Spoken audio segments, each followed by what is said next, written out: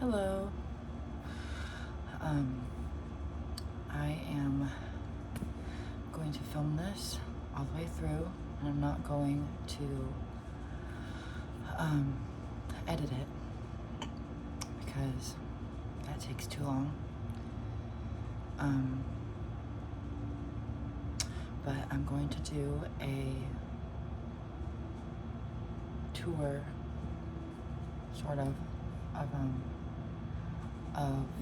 art books that I have that I like. Yes, but before I get started, I just got my daily burrito bowl, and I get a Coke, a Mexican Coke with it, because I have a lot of work to do today. Oh, and I'm gonna open it with this, I think this is brass.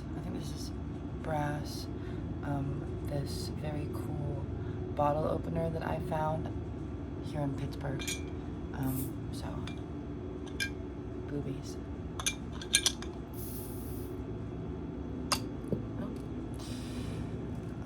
So I'm gonna drink my Coke. I don't usually like Coke, but it's like one of the only sodas they sell at this place I get my burrito bowl from. So it's like, I just get it. It's really good. I'm not intending for this to be a mukbang of sorts, but I may stop to eat a bit. Yeah. Okay.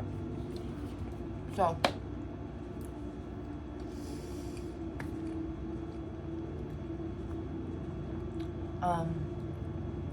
yeah, so these are some art books that I've bought, kind of a variety: photography, paintings, drawings, whatever, just that I've collected over the past however long. So I just wanted to share them. So we'll get started. We'll kind of start with one of the first art books that I bought. It's The Art of Andrew Wyeth. It's great. As you can see, I love Andrew Wyeth. I have a print of Christina's World on my wall. It's above my computer where I work. My background on my computer is a still from The Beguiled by Sofia Coppola, of Nicole Kidman praying in front of a window. It is one of my favorite shots in the movie.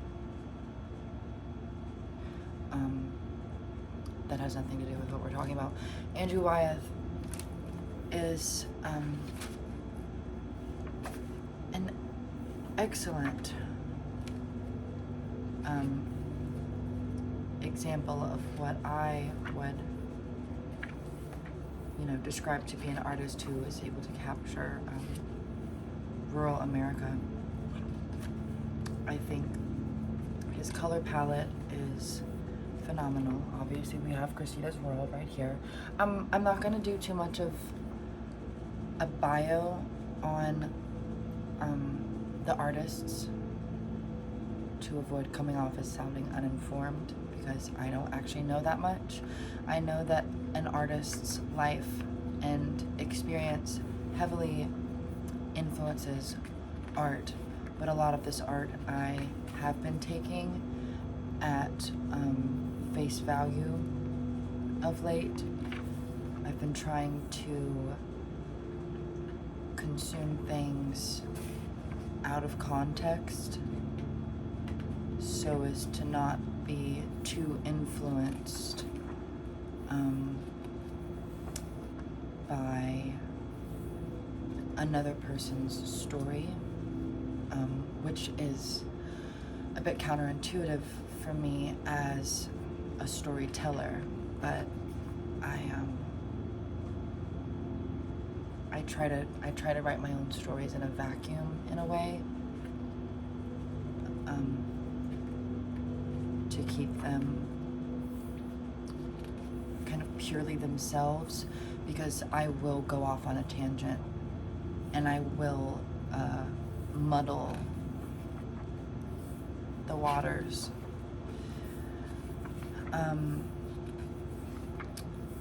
But yes, Andrew Wyeth is a phenomenal painter. It's just the color palette.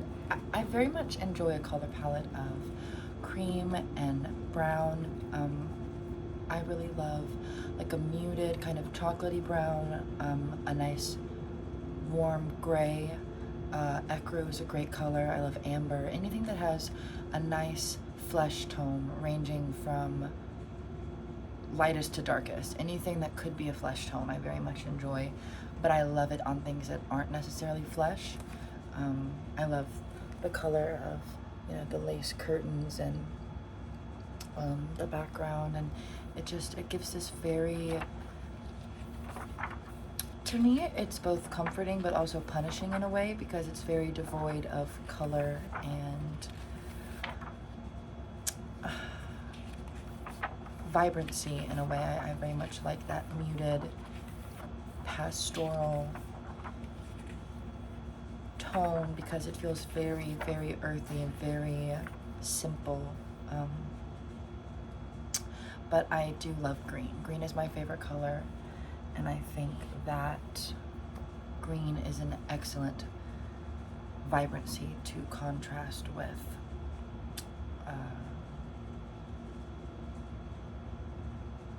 that muted color palette.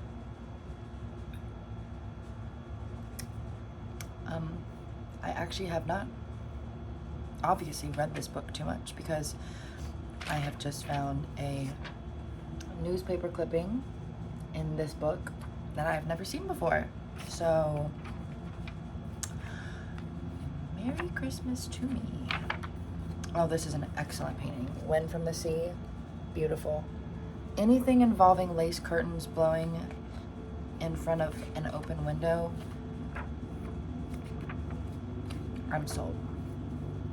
But yes, let me not dwell too much on any one book, because this video will be 40 bajillion hours long. But yes, this is the art of Andrew Wyeth. The cover is the painting I just showed you. Beautiful. Look at the details on those lace curtains. Oh my god. Okay, one of the other most recent, not recent, what's the opposite of that? Oldest books I've bought is I bought the Bosch art box set of Judas Law art. I believe I'm saying that right. Judas Law Bekshinsky.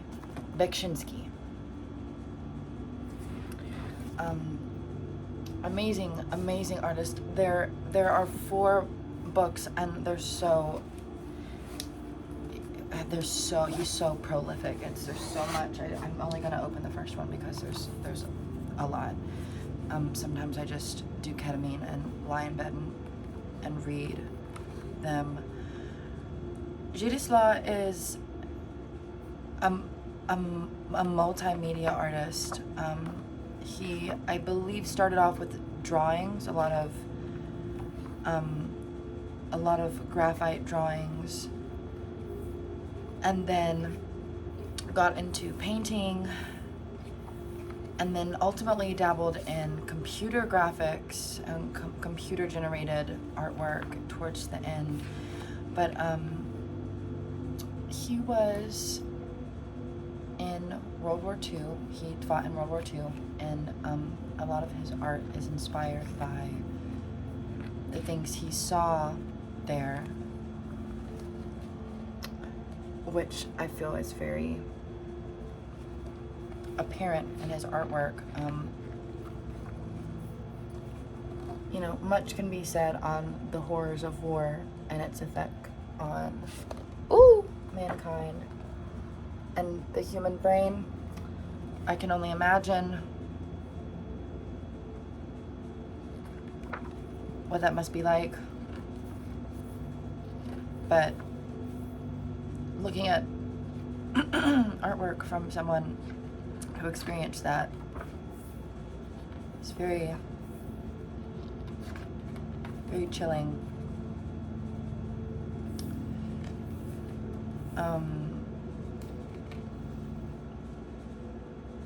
There's actually a quote in one of the other books I'm gonna get to that basically boils down, I'll read it verbatim when I get there, but it boils down to history is subjective, and that you can retell events exactly as they happened, but the retelling of historical events only, they can provide a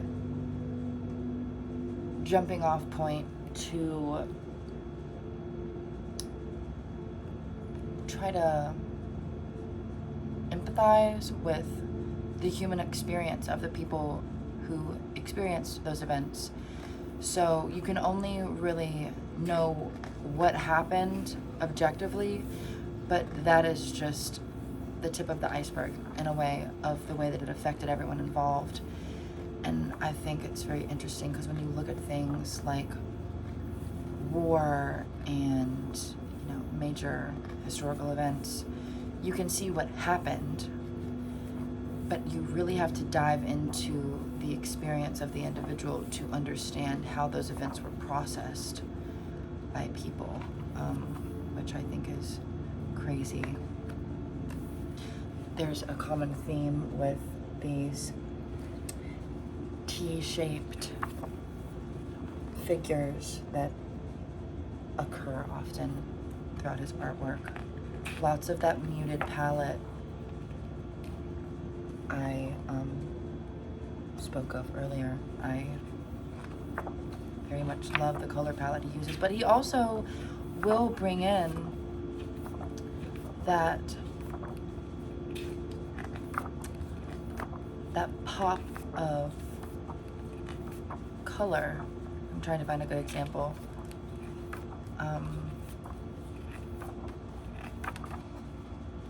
Like in this one with the blue amidst the otherwise extremely muted palette. The blues, I think, stands out very beautifully against the gray. I don't know, there's honestly too much of his work to try to even scratch the surface of. At one time I would need an entire video to talk about him, but he just has very, very haunting depictions of landscapes and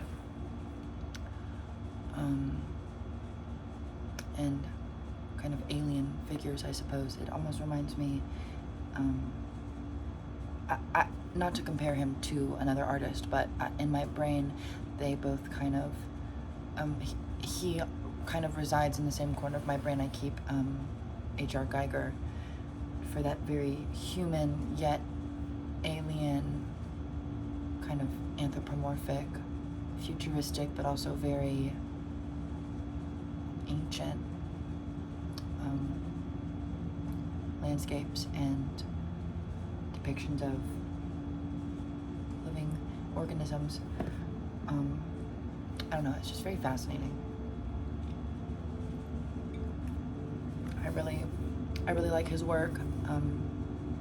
I've always been obsessed with aliens and alternate universes and space and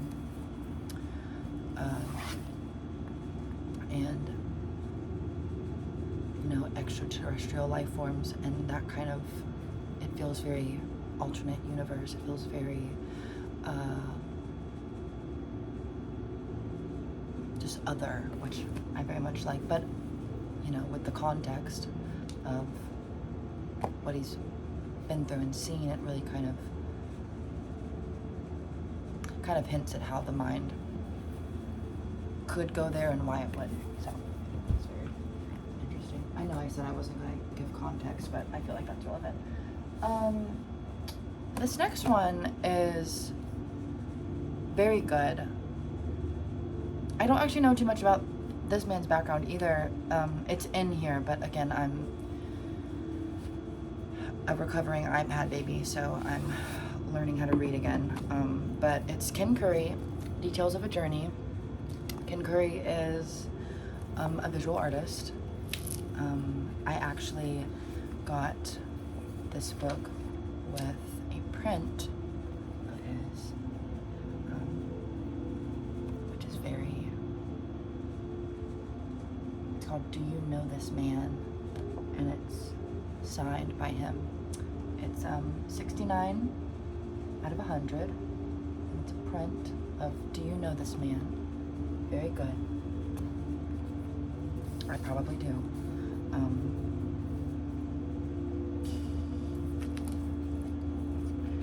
He did a diptych, which I love. I love, love, love, love this diptych. I like the first one, but the second one, I think the first time I read this book, I stared at it for a very long time. It's called Life Story. It's in 1999. So this is the first in the diptych. Beautiful. It's just a hanging cloth with kind of that, you know, cerulean border and whatnot. But the second one is so, you can't even really see it very well on the camera, but it's just a painting of an opening, a rectangular opening to what looks like a hallway or a room, but it's completely black, and it is so spooky, so incredibly spooky. And you know, blah, blah, blah, blah, blah, you stare into the void and the void stares back. It feels very that. It's very, very Rothko-esque, I would say.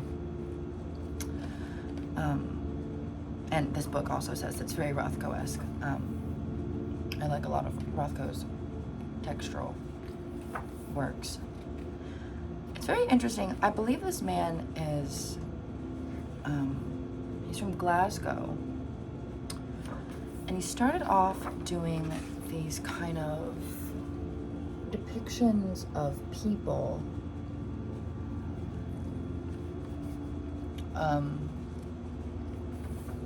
You know, these kind of urban landscapes of gatherings of people. And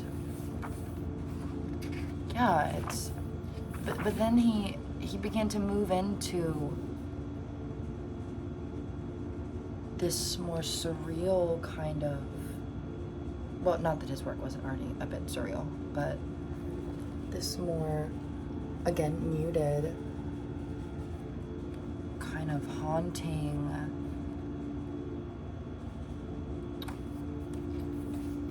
almost body horror, well, it's not almost, I mean, very much is body horror-esque depictions of both individuals and groups of people, but I don't know, they're just very, very beautiful. I really like his depiction of the human body. I think, oh my goodness, my print is trying to fall out. Don't do that, please. Let me get to, yeah, it's these paintings of people with sores on their leg, and their bodies almost appear to be like loose, wet fabric hanging off their bones, and they look sickly and deformed. And it almost reminds me of I don't know, like it's like these waterlogged corpses. so, and the color palette again, that very warm, fleshy,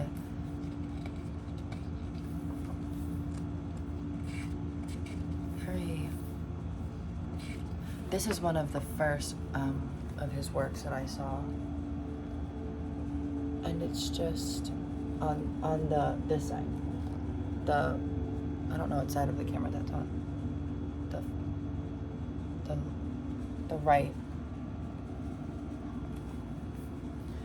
I don't know, it's just, I'm very much in love with this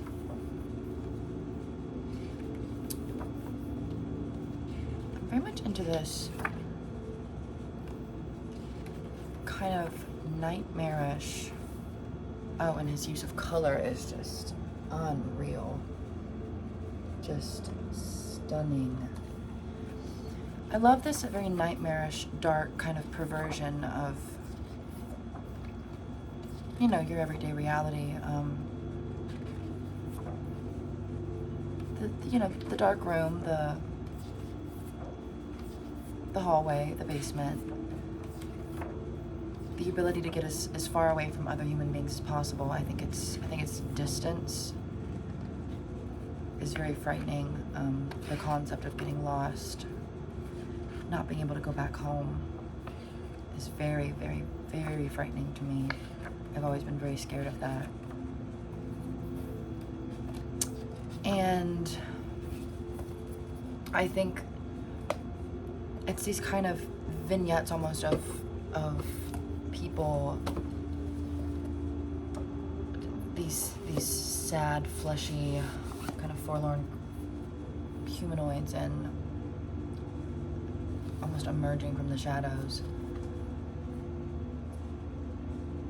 It reminds me a lot of, you know, bad dreams that I have, and this kind of neglect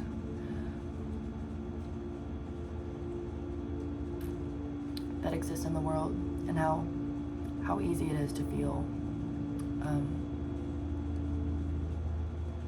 trapped. I'm very claustrophobic, so I love anything that makes me feel claustrophobic because I am a glutton for punishment. Ooh. So this next one is, it's an art book. It is an art book. It's literally an art book. I don't know what I was about to just say. It's called Scorm, The Art of the Game. It contains a bunch of artwork from the video game Scorm, which I donated to the Kickstarter in the very first year. I was very into it from the jump, and I don't think it came out for like another 6 years, but I watched that Kickstarter every day.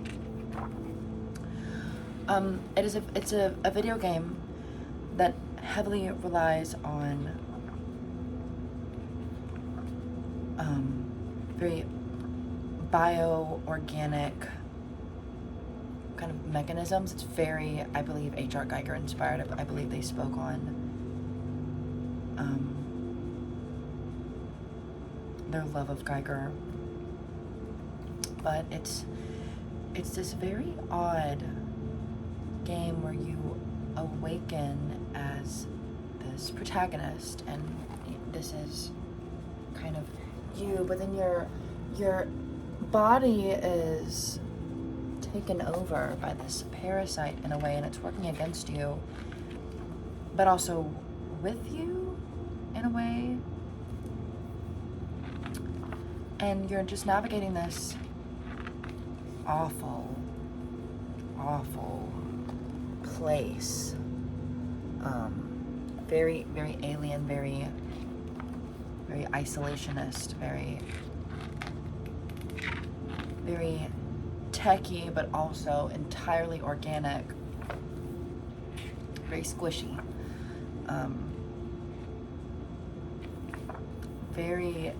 The body horror is quite nice. And I really like the isolationist kind of quality to it. You are surrounded by other creatures, but you're very much alone and confused, and that kind of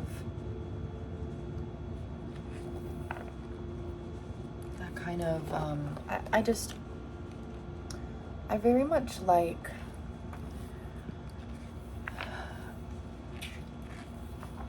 it's the Pilgrim's Progress. I grew up reading the Pilgrim's Progress, and I was always very afraid of this idea where you have to leave your comfort zone, and often your comfort zone is not your comfort zone, which is why you have to leave it. It's not comforting, but it is your safe space. It's not safe, but it's what you know, and having to leave that and find something, but you don't even know what you're looking for. You don't know if you're going to find it. You don't know if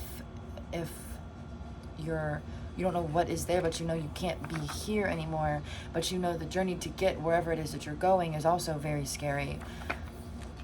And it's just that kind of essence of I can't be here, but I can't go back, but I don't know where I'm going. Very unsure of yourself, which is life in general. But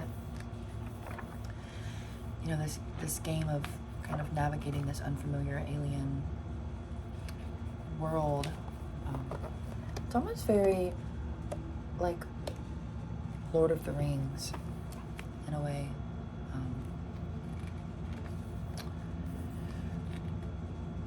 But very alien.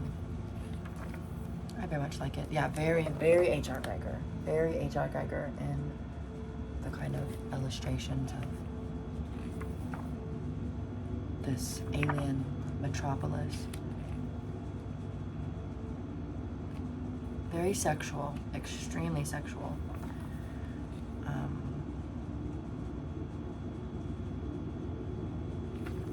Which is also like one of the core themes in Geiger's work. Actually, surprised I don't have a Geiger book now that we're talking about it. But yeah, I don't know, it's an excellent game. I highly recommend it. If you don't play it, you should at least maybe watch a YouTube playthrough of it. It's very good. Yeah, it's called Scorm, part of the game.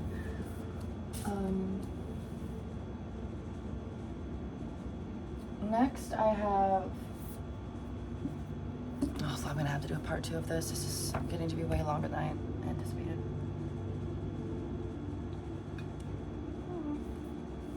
Hold on, I haven't taken a bite of my burrito bowl.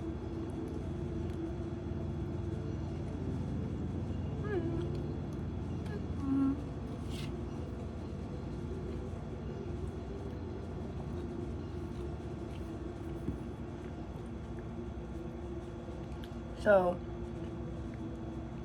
this next one I have is called Anime Architecture by Stefan Riculus? I'm not gonna try that. It's a Thames and Hudson publication. Imagine worlds and endless megacities. So, I am, Akira's first up, obviously. Go figure. I am very, very picky about my anime. I am a fan of the older anime style. I do like that kind of 80s, 90s,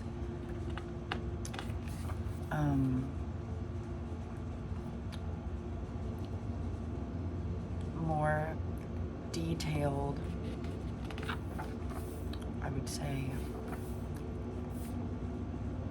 artwork. And I don't know, just the way the colors work and the way that it feels very, it's very dreamy. You know, modern day anime is very crisp. I've watched all of Attack on Titan with my sister, and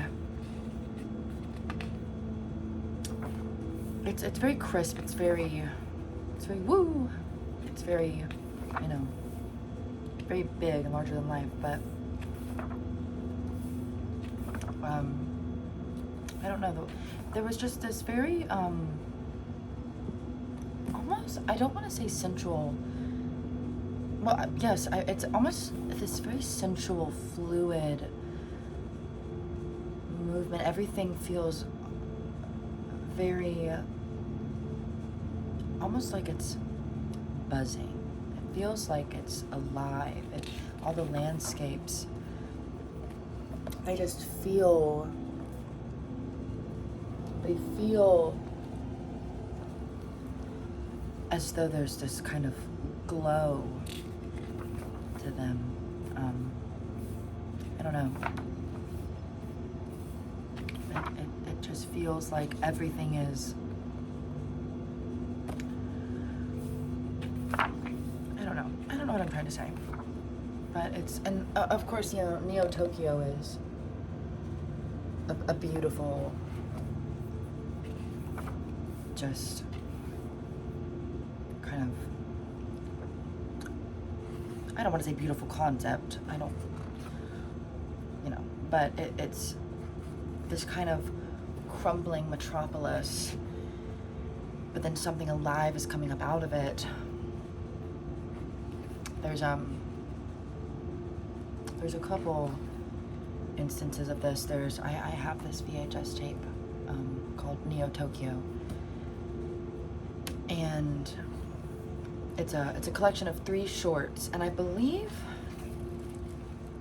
the short that I believe it's called The Running Man. I first discovered it through the YouTube video for, I think it's fan made, but the YouTube video for Sega Sunset by Lorne. They used clips of The Running Man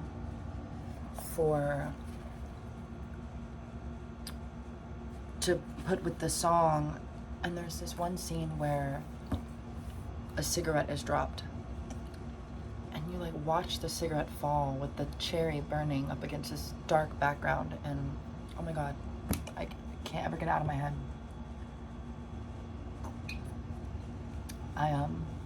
It's a beautiful short. I highly recommend Akira, both, and the video for Sega Sunset by Lorne. It looks like there are paper clips. I don't know why that is. I just noticed that. That's funny. I'm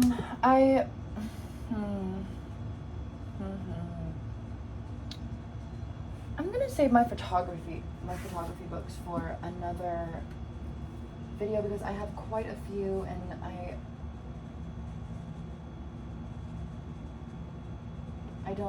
want to talk about them in details a bit more, so I'm gonna save all of those. Yeah. So I'll speak a bit on these next few ones. This is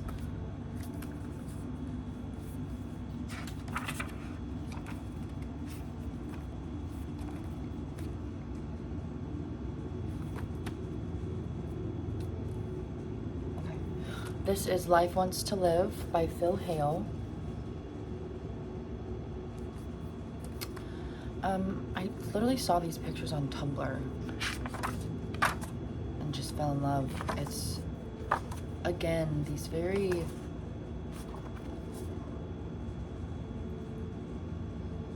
dark, haunting paintings of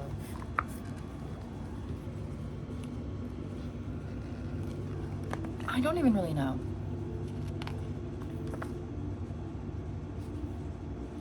I don't really know. I get a lot of the art that I love. I don't know how to put it in words at all. It's just, it kind of evokes this feeling, which, you know, everybody feels some type of way when they find a piece of art that they care about that they can't really put into words, which is me very often, which is a bit counterintuitive to the point of this video where I'm supposed to be talking about the things that I love and how they make me feel. But I don't know, this one just, and his sketch work for that.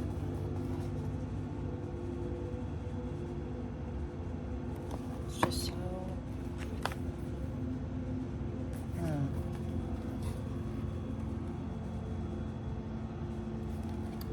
it's very dreamlike. It feels like when you're trapped in a dream and things are the way that they are, but they're slightly different, and you can't quite make sense of it, and things blend together in people's faces and whatnot. It feels very violent. It feels like this mashing of, I don't know, it feels very chaotic. I don't know if it's intended to be chaotic. I could also just read this intro to it, but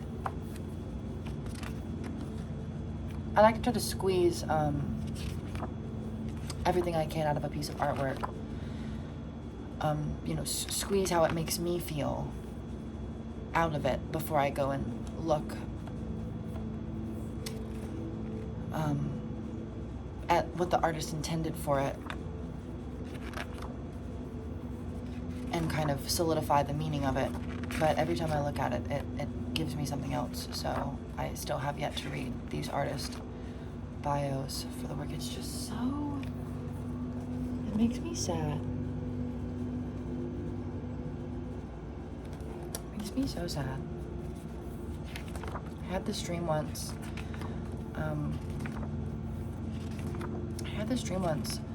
Of a mother who was living in this trailer in the woods with her son, and she would black out and not remember things, and then she had a son, and his name was Jack. I very distinctly remember her son's name being Jack in the dream, and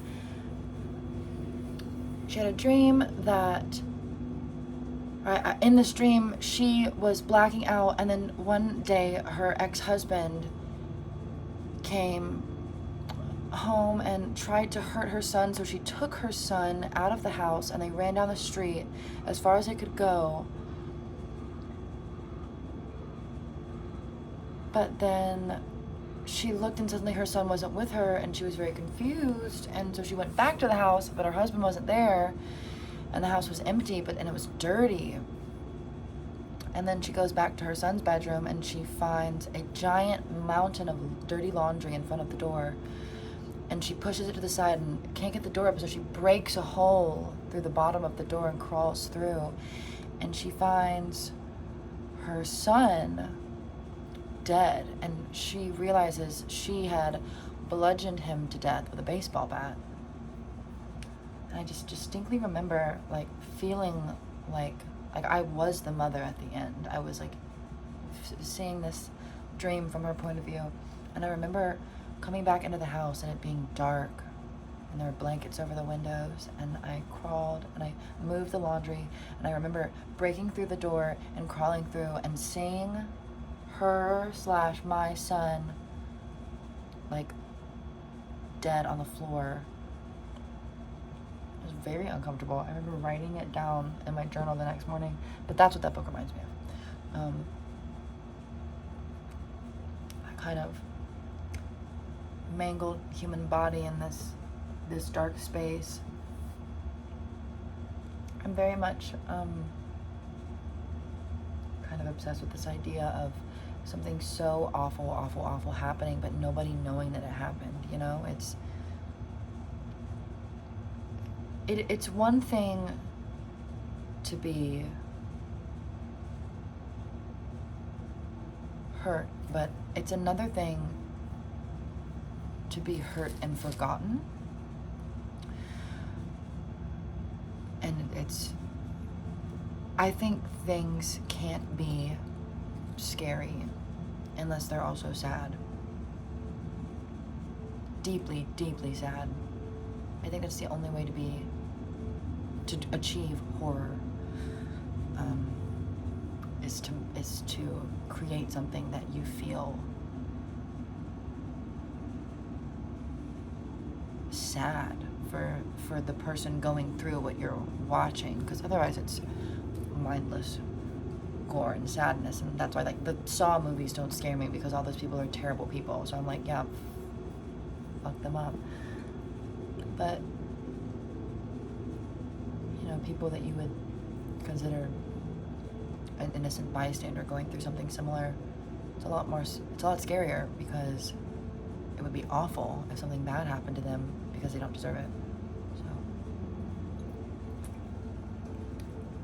I don't know, that was like a tangent. This next book is Alfred Kubin's work.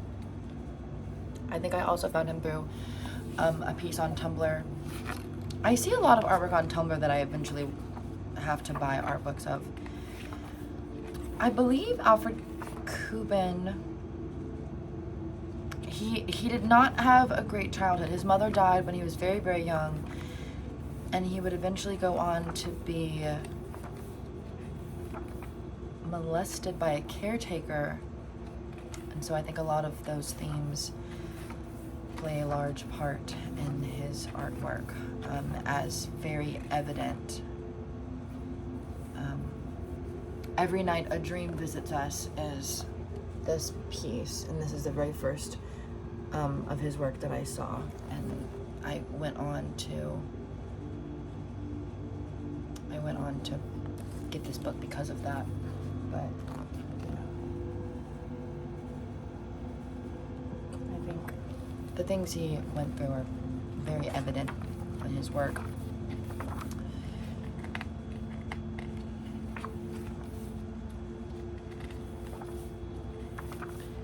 Also very big on the dream world. Also very big on this kind of nightmarish, surrealist landscape. You know, I think a lot of the things that a lot of these books have in common, and what I really like about them, is this kind of muted, dark, punishing landscape where nightmarish creatures kind of wander and lurk, but their intentions are almost unknown.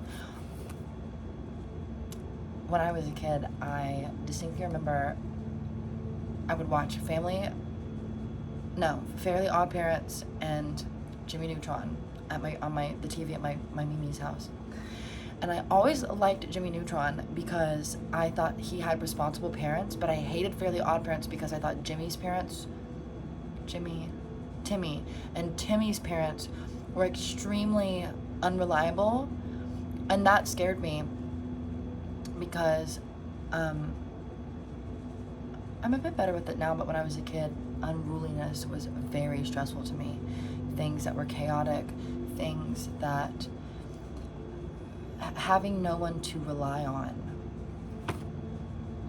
And I think a lot of these kind of landscapes with these creatures is if they were awful and out to get you, it would be a bit more direct. You would be you, and then everything would be out to get you, and you'd be having to escape from it, which is scary. But it's almost even darker, in my opinion, or more haunting to imagine this landscape filled with nightmarish whatever, and you're in this very spooky place, but where there is no anything. Nothing's out to get you.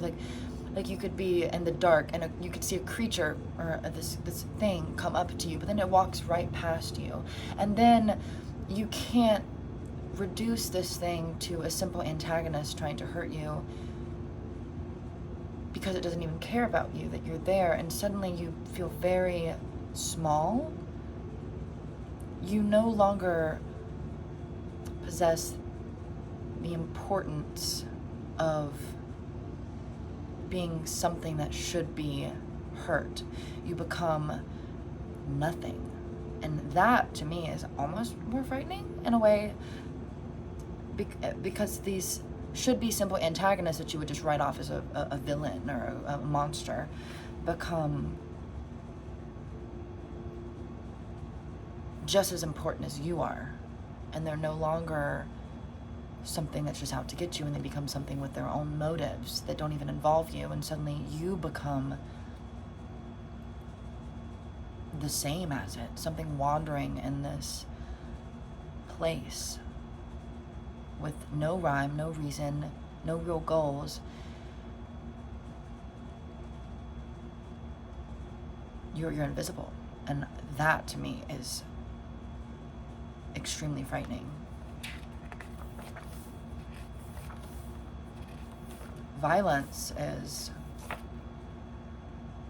understandable, but nothingness, boredom, uncertainty, you can't beat that with sticks and achieve a goal. There's nothing you can do about it. I've never been scared of vampires or werewolves. You know, there's written rules to how you defeat them. Aliens, what do you do with an alien?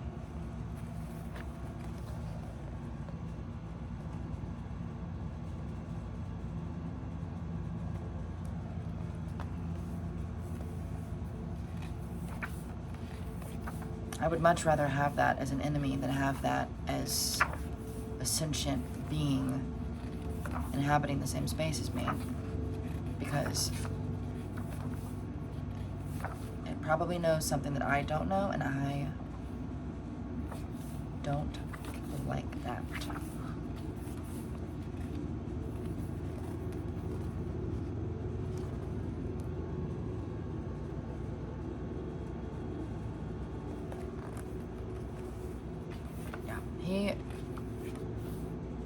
I highly recommend this book. Alfred Kubin. Very good. Very, very, very good. Very good dreamscapes and kind of nightmare sequences, and also just beautiful, beautiful craftsmanship. I really like his art style. It's very, it's one of the reasons I wanted to get into graphite. Okay, I'll do a couple more. Well, that's also photography, so I feel like it's relevant, but I'll get into that in the next one. Actually, I'll get into all of these in the next one, because there's a lot to go over. I had more books than I thought. Okay, well, thank you so much for watching. I have been wanting to do this for a while, but I keep forgetting to. The song in the background, if you're wondering for whatever reason, is an ambient song that I made. I will link it in the description. And yeah, I will try to do part 2 of this soon if I can.